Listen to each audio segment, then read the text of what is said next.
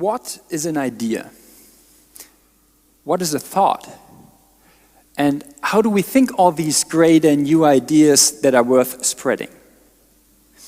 My name is Henning Beck. I am a brain researcher, and I want to show you what is going on in your mind when you use information to give rise to new thoughts. And this is important because information is all around us. Many people think it all starts with data. Data, the resource of the 21st century. Data is everywhere. Companies collect our data, we do data analysis and data correlation, but in fact, data itself is pretty simple. It's just a collection of letters and numbers, signs you can process electronically but have no meaning. And you can measure data, but you cannot measure an idea. Because when are you really creative or innovative?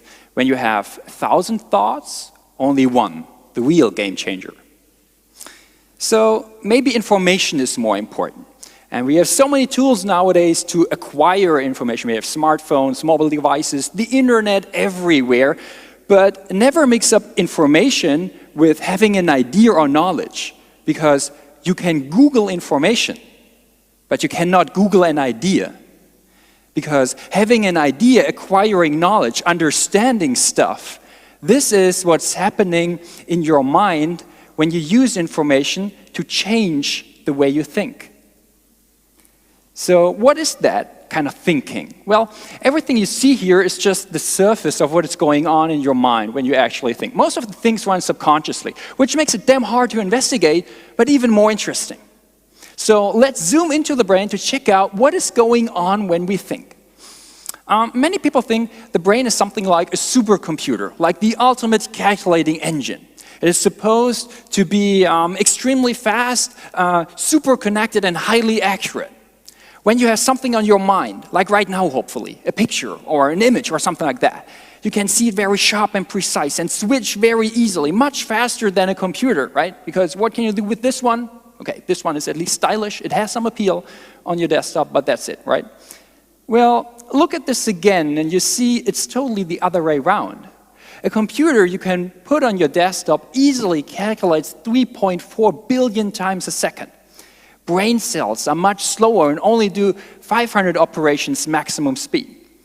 Computers don't do any mistakes. A rough estimation is 1 error in 1 trillion operations, and brains, probably you know that from your personal life, much more error prone and do mistakes 1 billion times as often. In computers, you can plug it to the internet and you're connected with the world, contrary to the brain. Because the brain is 99% self-oriented. Most of the nerve fibers never get outside of your skull. Most of the brain cells never see what's going on in reality. So from this perspective, you have to say, okay, the brain is everything but perfect. It is lame, it is lousy, and it is selfish. And still it is working. Look around you, working brains wherever I look, more or less. But still, each one of you has the power to outperform every computer system by a very simple experiment. I can show you in a minute. So what do you see here? A face, you might say. Totally correct. I could also say it's just a collection of fruits and vegetables, but you see a face. And what's interesting is not that you do it, but how fast you do that. Because when your brain cells are really that slow, you can only do like 20, 30, maybe 40 operations within that split second. Computer software needs many more steps, thousands, even millions of steps to come to the same result. This leads us to the fundamental principle of how we think, because it's totally different from anything we know of in our world. So how would a computer approach that kind of problem? Well, computers use algorithms. Algorithms, basically stepwise recipes telling you what to do. So when a computer faces a certain problem, for instance, recognize a face or solve an equation or whatsoever, the basic principle goes like this. You have an input, then you process that input according to the algorithm, finally reaching an output. Input, processing, output. That's great. That's great when you don't do any mistakes, because when you do a mistake at the beginning, you're screwed at the end. That's why computers sometimes break down and end up in a blue screen. Yeah. What a sad face, by the way, poor guy. Computers break down. Brains do not break down. unless you apply some external force or alcohol or something like that. But usually, brains are very robust. And that's because we think with a trick. When an input hits our eyes, the input is processed by the sensory cells in our eyes, and they get activated and activate the neighbors in this neuronal network. So this is like a simplified model of your brain in action. Now, I have to agree, for didactic reasons, I drastically oversimplified that model of your personal brain. At least I hope so. But you still see the basic principle.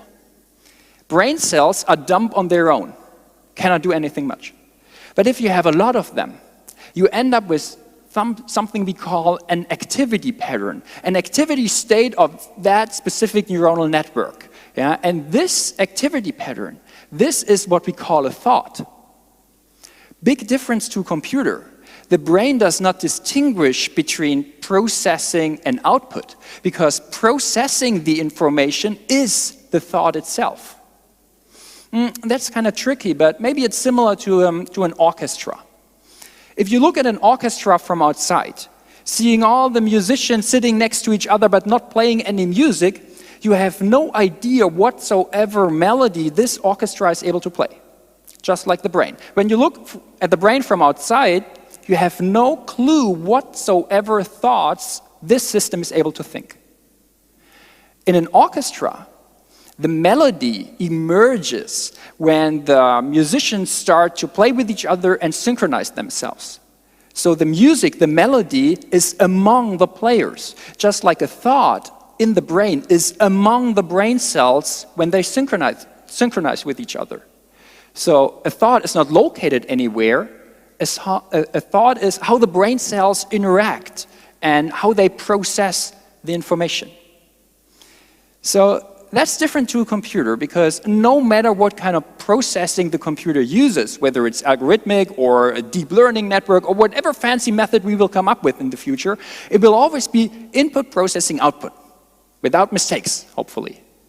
But if you don't do any mistakes, you just end up at the place you're programmed for, but nowhere new. Computers are intelligent, but intelligence is nothing special. Intelligence means that you follow the rules as fast and efficient as possible, but not to change rules. No super intelligent computer will ever rule the world, because intelligence is not enough. You need to be a rule breaker, a game changer. You need to be crazy and creative too. And it's the mistake in our thinking, not the perfection, that separates us from the non-creative machines. What do I mean by mistake? Well, it means that we can come up with a new thought, a new activity pattern, without knowing before whether this is correct or not.